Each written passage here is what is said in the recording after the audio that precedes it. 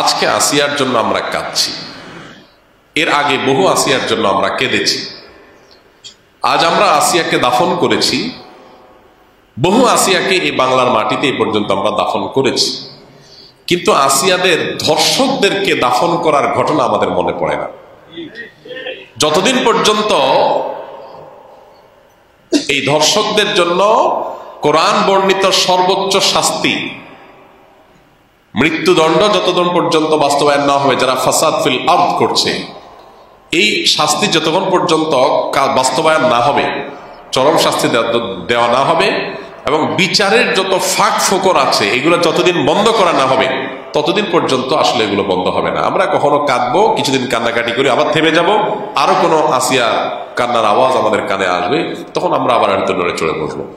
এই দেশে শত সহস্র ঘটনা এরকম ঘটে, একের পর এক এই আসিয়াদেরকে আমরা দাফন করে চলে আসি, কিন্তু ধর্ষকদেরকে দাফন করার সৌভাগ্য বা সুযোগ আমাদের হয় নাই।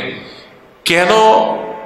ব্যভিচারের শাস্তি আল্লাহ তাআলা বলেছেন, ব্যভিচারের শাস্তি যে কার্যকর হবে এটা যেন প্রত্যক্ষভাবে হয়, মানুষের উপস্থিতিতে যেন হয়। কেন বলেছে?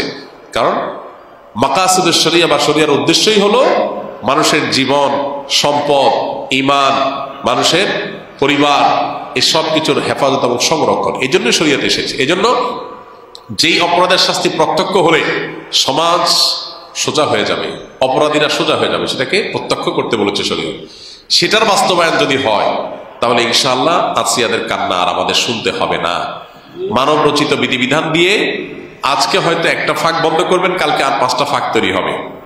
চিরতরে ফাঁক বন্ধ করা সম্ভব হয় না। ফাঁক ফোকর জন্য বন্ধ করতে হয় যাতে করে অপরাধী কোনোভাবে পার না পায়, তাহলে আমাদেরকে অবশ্যই শরিয়ার আইন বাস্তবায়ন করার দিকে যেতে হবে। কোন মুসলমান যদি শরিয়ার আইন বাস্তবায়ন না চায় সে মুসলমানই না।